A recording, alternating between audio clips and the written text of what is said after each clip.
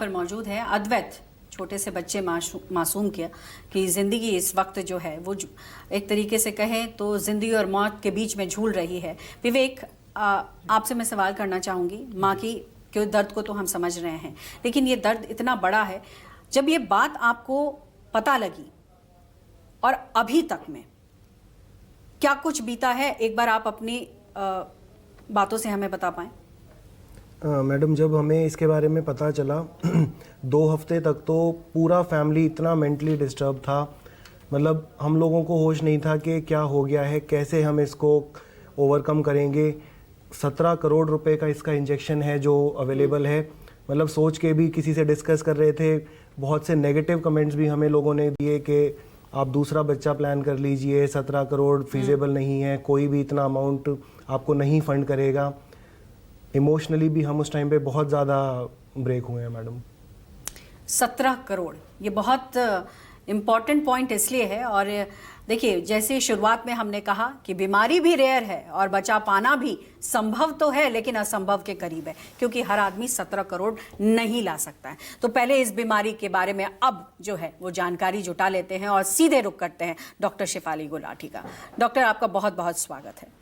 जब हम SMA की बात करते हैं डॉक्टर, मुझे लगता है बहुत कम लोगों को इसके बारे में नॉलेज है, और जिनके पास नॉलेज है भी वो भी असहाय हैं, क्योंकि इंजेक्शन इसका बहुत महंगा है। ये बीमारी क्यों होती है, और अगर होती है तो इसको अभी तक ठीक करने की जो कवायद है वो कहां तक है, और ये इंजेक्शन क्यों महंगा है? स्पाइनल मस्कुलर एट्रोफी एक न्यूरोमस्कुलर डिसऑर्डर है, जो जेनेटिक डिसऑर्डर है। जो आपने जो SMN की बात की, अद्वैत की मम्मी ने कहा, तो बेसिकली SMN1 जीन है, उसकी एब्सेंस की वजह से होती है। उसकी कॉपी नंबर 0 होते हैं उसके अंदर, और उसके साथ एक बैकअप जीन होती है सर्वाइवल मोटर न्यूरॉन 2, जिसकी थोड़ी कॉपी होती है डिपेंडिंग ऑन कौन सा टाइप है SMA का। तो बेसिकली इस डेफिशिएंसी की वजह से जो है कि इसमें जो बच्चों की मांसपेशी में कमजोरी होती है, और बच्चे जनरली जब पैदा होते हैं डिफरेंट टाइप्स के SMA होते हैं, टाइप 0 से 1 2 3 4। जो 0 वाले होते हैं तो वो इनिशियली कुछ हफ्तों में पता चलता है और जनरली 6 मंथ्स तक सरवाइव नहीं कर पाते हैं। टाइप 1 वाले जो होते हैं जिसमें 6 महीने से पहले पता चलता है, और वो अल्टीमेटली क्या होता है, बिकॉज बिल्कुल हाथ पैर ढीले होते हैं, सांस में प्रॉब्लम होती है, और वो लेस देन मतलब 2 इयर्स के अंदर उनका जीवन उतना ही रहता है, क्योंकि उसमें बार बार इन्फेक्शन वगैरह निमोनिया हो जाता है, और उनकी सर्वाइवल उतना ही रहता है। जो बाकी टाइप 2 वाले होते हैं वो जनरली उसके बाद दे कैन स्टार्ट सिटिंग। उनका ऑनसेट 18 महीने के अंदर होता है, और they can start sitting at the maximum. और उसके बाद जो टाइप 3 होते हैं वो उसके बियॉन्ड होते हैं, वो पाते हैं। और टाइप 4 होते हैं वो बाद में आप लेटर ऑन पता चलता है, टीनेजर्स वगैरह में भी और एडल्ट्स में भी पड़ सकता है। तो बेसिकली उनमें हाथ पैर में ढीलापन होता है। ऑब्वियसली सिवियर वाले में ज्यादा पहले होता है, बाकियों में हल्का होता है। तो जब भी बच्चा अगर ढीला है, गर्दन पूरा संभाल नहीं रहा है, तो एकदम से बच्चों के डॉक्टर को दिखाना है। फिर ये टेस्ट कर सकते हैं, और बच्चे को जब एग्जामिन करते हैं तो उनके जो टंग्स में कुछ हल्की कंपकपी होती है, जो डॉक्टर पीडियाट्रिशियन देख भी सकता है, जिसे सस्पेक्ट करने के बाद वो उसका जो MLPA टेस्ट होता है जेनेटिक टेस्टिंग का, वो करा सकता है ताकि डायग्नोसिस जल्दी हो जाए। और SMN1 उसमें 0 होगा, और SMN2 की कॉपीज डिपेंडिंग ऑन किस टाइप का SMA है उसके हिसाब से होगी। लेकिन डॉक्टर, ये होता क्यों है? क्योंकि बहुत सारे केसेस में चूंकि जीन से रिलेटेड है, इतना तो हम समझ सकते हैं, लेकिन ये होता क्यों है? क्योंकि किसी की फैमिली हिस्ट्री में अगर कुछ भी नहीं है और बच्चों में पाया जाए, तो माँ बाप के जहन में यही सवाल होता है कि आखिर मेरे बच्चे के साथ ऐसा क्यों हुआ। ये बात श्वेता भी लगातार कह रही हैं।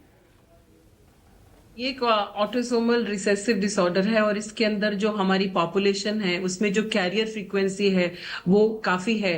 एक 1 in 30 से 1 in 40 कुछ स्टडीज में I think doctor IC Verma ने डॉक्टर सुनीता बिजानिया के जो गंगाराम से स्टडी में 1 in 38 था। दैट मीन्स हर 38, जबकि SMA 1 in 10,000 रफली है, लेकिन जो कैरियर फ्रीक्वेंसी है वो 1 in 30 to 1 in 40 के बीच में है। क्योंकि कैरियर फ्रीक्वेंसी ज्यादा है, तो अगर बाई चांस दोनों पेरेंट्स के अंदर कैरियर आता है तो उसके अंदर रिस्क रहता है कि बच्चों में अगर जिनके अंदर दोनों डिफेक्ट आ गए दोनों साइड से तो उसमें वो हो जाए। तो इसीलिए कई देशों में अभी पॉपुलेशन बेस्ड कैरियर स्क्रीनिंग की बात हो रही है। हमारे में तो जितने अभी तो पॉपुलेशन बेस्ड नहीं हो रही, पर जो भी इस बारे में समझ रहे हैं और आ रहे हैं उनकी हम हॉस्पिटल्स में कर रहे हैं।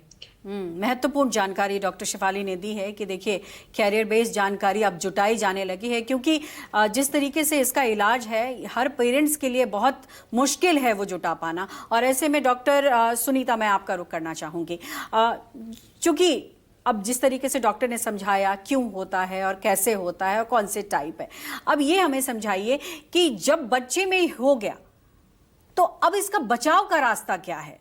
क्या मात्र वो 17 करोड़ का इंजेक्शन ही बचा सकता है या फिर कुछ और भी तकनीक पर काम हो रहा है? बहुत बहुत शुक्रिया। जो स्पाइनल मस्कुलर एट्रोफी है ये जीन के न रहने से हो रही है। अगर आप स्पेसिफिक ट्रीटमेंट की बात करें तो जिस तरह अद्वित की मम्मी का ये मुहिम चालू है कि जीन थेरेपी उसे मिल जाए। जीन थेरेपी क्या होता है? बेसिकली एक जीन ही है जिसको एक वेक्टर यानी एक वायरस में एज अ कैसेट बना के उसके अंदर डाल के और उसको शरीर में डाल दिया जाता है। और इस उम्मीद से कि जहाँ पे इसका काम है यानी कि एंटीरियर हॉर्न सेल जो नसों के अंदर, वहां तक वो वायरस पहुंचा देगा और वो जीन वहां पे बैठ के अब अपना काम शुरू करेगा।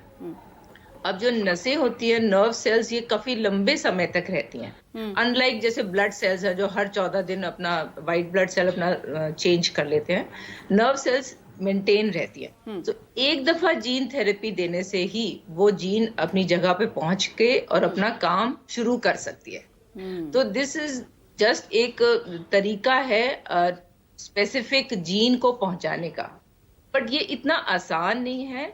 और दूसरा कि सिर्फ एक इंजेक्शन से एकदम मैजिक नहीं होता कि अब बच्चा बिल्कुल उठ खड़ा होगा और चलेगा और भागेगा। क्योंकि जब ये बहुत जरूरी है पता लगाना कि किस बच्चे की लाइफ के किस स्टेज में उसको वो थेरेपी मिल रही है।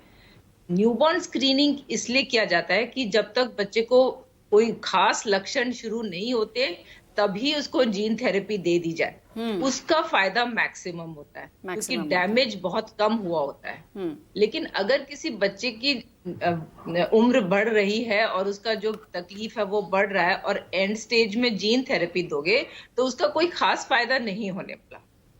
ये एक चीज है। प्लस जीन थेरेपी इंजेक्शन एक ही बार दिया जाता है, लेकिन थेरेपीज फिजियोथेरेपी, सवाल तो वही है ना डॉक्टर कि वो जो एक इंजेक्शन है वो इतना महंगा है कि शायद आम लोगों के पहुंच से बाहर है। और ऐसे में डॉक्टर आचार्य, मैं आपका रुख करूंगी, ये जो एक इंजेक्शन